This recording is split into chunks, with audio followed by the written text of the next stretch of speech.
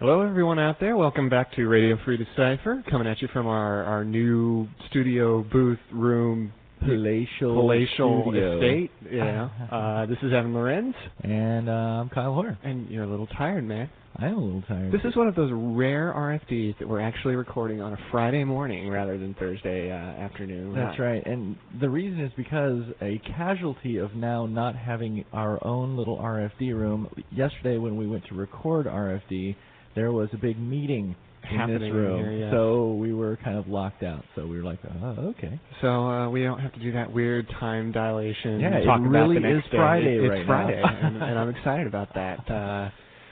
So let's see, what do we got? The big news, of course, is that the pre-release for Battle of Helm's Deep is going on this weekend. Starting tomorrow. Yeah, there's... How many of them all together are there? Honestly, Many I don't dozen. really know. No. It's more like 200. 100. Yeah, it's like 220 or something like that. That is impressive. Dan said. That is like on an order that we have never seen before. Yeah.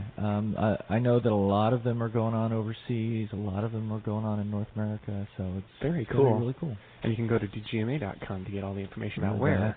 That's right. And you'll want to show up and get your hands on the alternate image Theoden. That's right. That is the prize for. I kind of think I like that picture better than the normal picture. Sometimes it happens, but I haven't seen the normal one. I've seen the AI from when we were sorting. They were printed on the Gollum press sheet with all the foreign language Gollums and stuff, and so when we hand sorted for the day, we were pulling off all these Theodens. Yeah. Your Theoden may have been touched by Kyle Hoare. Oh, jeez. Nobody cares about that. Yeah, okay. You're right. That's a disincentive, man. Yeah, okay. Forget I said that. Pristine, untouched by human hands. That's right. Machine sorted. There you go. Anyways, you'll definitely want to get out and hit that pre-release. Of course, the spoiler went up on Monday, so you can be a little armed with what it is you should be looking for. Yep, there was. We have had the starter decks in-house now for a little while, and we've been playing with them in the marketing department, and man, they are a lot of fun. That's good. They are really fun.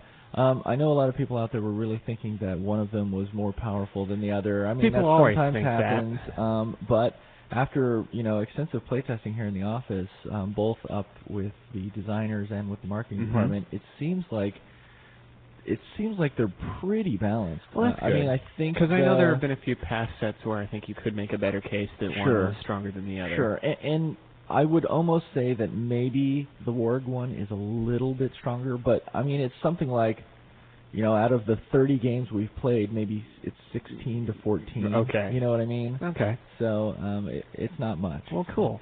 That's fun. Yeah, it should be good. And then, of course, I mentioned all those Gollums on those press sheets. We just want to, again, mention the Gollum promotion that's going on now. You want to hit a retail fellowship store, and a $10 purchase will get you an AI Old Noser. That's right. Smeagol. And the program is going really well. I'm kind of the one dealing with all the reorders for all the retailers. They send in an email to the correct email address, and you hook them up with an email. I'm already out. I need more, so I've been sending out more, and man, have I been sending out a lot. Yeah, so retailers are blowing through them pretty quick. So that's cool. It's pretty exciting stuff. Very cool.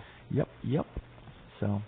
That is, I think it's going to be a pretty short show today. So too. That's kind of what we had. Can you give us some Trek stuff? Well, I can. Let's see. Last Friday, I don't know. I think this is fairly widely known, but if you look in the tournament guide that for Star Trek, you see that there's a mention of foil prizes for second edition tournaments, and those are getting close to being available. We had the press sheet for that in the house on Friday. We got to take a look at the new templates for all the new foil cards and they were very, very cool looking. The new templates foil extremely well, I have to say. I think I liked the Enterprise one the best. Yeah. With the little gaseous anomaly or whatever it is foiled. It just looks so cool. Cool, yeah. We probably shouldn't say too much, though, because I'm not sure if Dan is being secretive about which cards are being foiled. You didn't hear that there's that one being foiled. Okay, so now you know one. Pay no attention to that. Anyway, to the man behind the curtain. The Black Riders also those foils. Holy cow, did those look cool. They really did. Man, I cannot wait for those to get in the house and sleeve some up and put them on decks. Yeah. Not tournament legal, but I can still whoop up on the people. Well, yeah, casual play, absolutely. Yep. That's the fun of these critters. Absolutely. What else can I tell you? We're kind of in a finishing touches state on Energized. A lot of the art still has to be worked. We have a lot of images still waiting to come back from our laboratory that kind of pulls them straight from the masters. But in terms of gameplay, our playtesters have put it all through the ringer, and we've finished titles and lore and all that stuff. So we're really on to fine tuning here. Then once the images are done, we'll send it off to Paramount. So I got to tell everybody out there something real quick. Okay. Yeah, there's a lot of people in the office, that are big 24 fans of the TV show 24. So, I was going to say, what does this have to do with Trek? But okay, duh. So there's like a bunch of characters Yes. in the new season of 24, and some in the past season that are like Trek actors. Yes, like Michelle Forbes is plays Rolaren. Right, she's like a big character in this season, and Miss Palmer, whatever. Sherry Palmer was, is Cassidy Yates. Right, and let's see, Penny Terry Johnson. Bauer. Terry Bauer appeared as Kira's mother from last season in 24. She appeared as Kira's mother. Right, and Christopher Hobson was yes, in this season. Was in there. The president's chief of staff appears in Nemesis.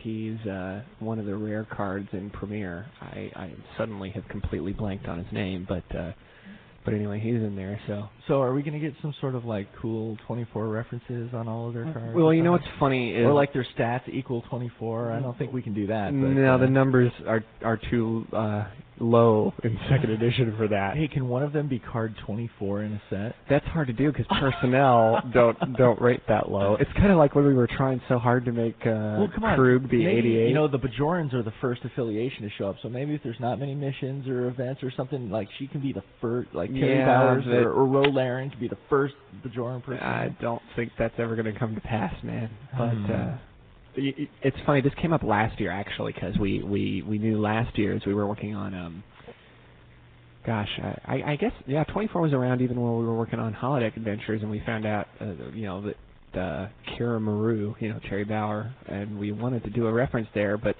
it was too late. We'd kind of already pulled for images, and we were thinking, how are we going to make a reference on the card anyway? Because there's like 26 hours in a Bajoran day, and it just wasn't kind of fated to be. And now we use quotes a lot, especially for main characters, and how a lot of these characters happen to be main-ish, recurring guest stars. So we.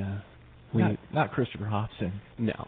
If Christopher Hobson shows up, there may well be a 24 reference, but when Roe shows up, when Cassidy Yates shows up, those cards probably won't get 24 references just because. That's a tragedy. It is a tragedy. Can we get like a generic Ensign Bauer or something? Yeah, sure. We'll get on that. It's interesting. There's been a little debate on the BBS just this week about the use of quotes versus non-quotes, and people kind of different people respond to it in different ways. I understand that. We just we're tired of getting low point marks from Siskoid, I guess. A big Siskoid reference there. Okay. No. Seriously, it's just a big challenge to write lore about stuff that you already know, and it always comes out boring, It always just comes out as this fanboy. So you remember in this episode when they did this, and then they did this, and that was really cool. And so, we're trying to only write lore either when there's not an appropriate quote or when we do have something to say about it that's kind of cool and different. We try and write our universal characters more now to have lore that doesn't speak necessarily about who this person is, because they're not supposed to represent an individual, but we try and write lore that talks more about, as a group.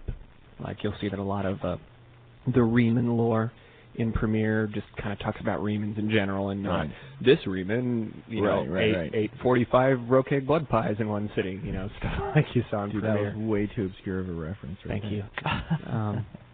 The thing is, though, there are people, first edition players listening, who know which Klingon Premiere card from first edition that lore was on. Nice. You're as big a geek as I am.